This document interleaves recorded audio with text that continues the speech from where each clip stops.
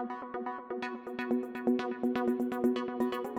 welcome to Go Beyond Betty. Today we're going to make a shortcut, delicious and fast Thai salad. The first thing I need to start off with is the dressing. And I have made Thai salad dressing before. It takes a lot of time. You know me, I love shortcuts. So this is one of my favorites. You can find these packages at an international market. You can order them online.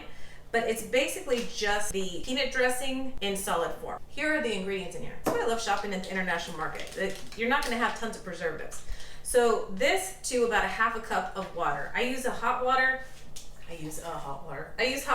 Find that it just dissolves a lot easier. It's not going to be hot on your salad by the time you get this in there and let it mix around and dissolve. Ooh, it's Fort Knox, man. There we go. Break it up as much as I can. Almost feels like peanut butter cookie dough. Don't eat it though. Very salty. So I tend to just get this going before I start my salad because it does take a while. Kind of like rehydrating something. I go in with the big guns, the potato masher. So get it submerged, let it sit a few minutes. So every time you walk by, just give it a little zhuzh. After the dressing, we need to start with a couple things that take a little bit longer before we start shooting everything through the food processor.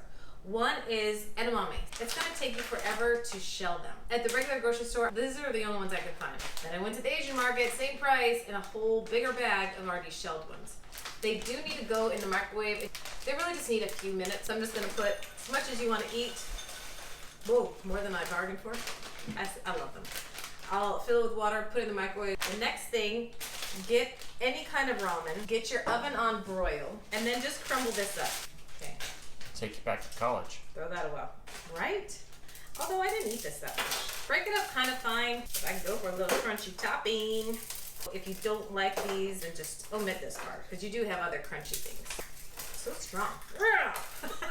Spread it out. I know it's not a lot. If you like a lot of it, then use a lot of it. I just put it on broil in the oven, but please watch it. I've burned these more times than I can count. I will probably leave the oven cracked so that maybe I don't burn it this time. You can use any kind of green cabbage. You could also use half green, half purple. It would add a lot of color, but I'm gonna use purple carrots, so I'm just gonna stick with the green. This is a Savoy, however you say it. So when I cut cabbage, you can just cut down the middle if it's small. You wanna get the core out, good golly. Then I'm gonna cut to the side, and then I can clearly see where the core is, and I can just go in on an angle, and then the rest is good. I'm gonna use the thin slice. You can use a thicker one if you like a thicker slice. We're gonna put these in 4 different rounds. And that would have taken me how long to do on my own? Wow.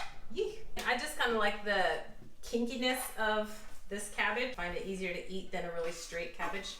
The next thing I want to slice, I'm gonna put in my green onions. I've already washed them. I'm just gonna chop off the bottoms, chop off the top. And you can actually feed them through the middle. There we go. That's it for the slicing.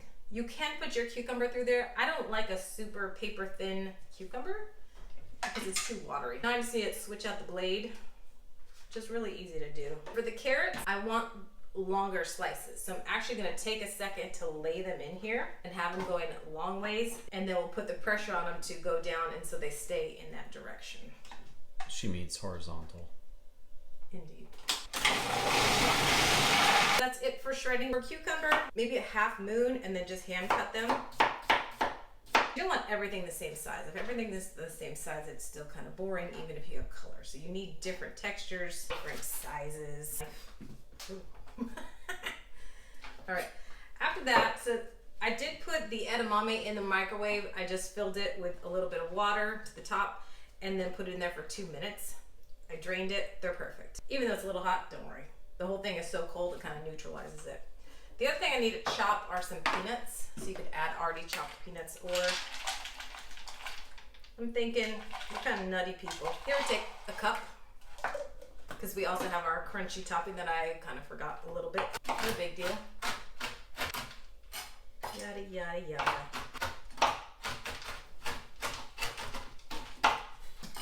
Friday night, man. She's nuts. Get the giggles. Good enough. Or if you drop some, that's what dogs are for. Then our ramen that I burned a little bit. You like things crunchy, right, babe? Mm-hmm. Oh, my helper's coming to clean the floor. Such a good boy. I did not take my own advice, and I shut the door. Rookie mistake. Again, this is a shortcut Thai salad. That's why we use the food processor, because it just makes things faster. We do the shelled edamame because it's faster. And this dressing, delicious and way faster than making it, because to make it, it's going to take you at least half an hour. If you feel that this is a little too thick, just add some water to it. This is such a great thing to have when you have company. I would recommend putting the peanuts and the ramen on the last second. Have them both chopped or toasted, and then the salad can be made hours ahead of time. You could grill, you can enjoy your company, and then dump at the end and serve. So it's a really easy way to entertain. It's fresh, it's delicious. I think that's it, yeah. What do you think about Thai basil, mint, any other herbs you would add? Good call. You could totally add Thai basil. You could add mint. You could add fresh cilantro. You could add sliced radishes. Bean sprouts? Bean sprouts. I think that you have in your fridge. If you want to put in like red bell peppers, put it in there. I mean, it's just a salad. It really is more about the dressing for sure. And we are going to serve it with pork on sticks. Pork on sticks are one of our favorite things. You can click up here and watch that short video and learn how to make that delicious, authentic Thai dish, and another easy thing for entertaining. It's similar to like a chicken satay, but pork in a slightly different non-peanut-y sauce. So thank you for joining me at Go Be Betty, where you are taking whisks in the kitchen. Whether you're entertaining or having this just for yourselves, it's something new and different, and I am very proud of you. We'll see you again soon. Bye. Bye bye. Right down. Hey, Good boy. say hi.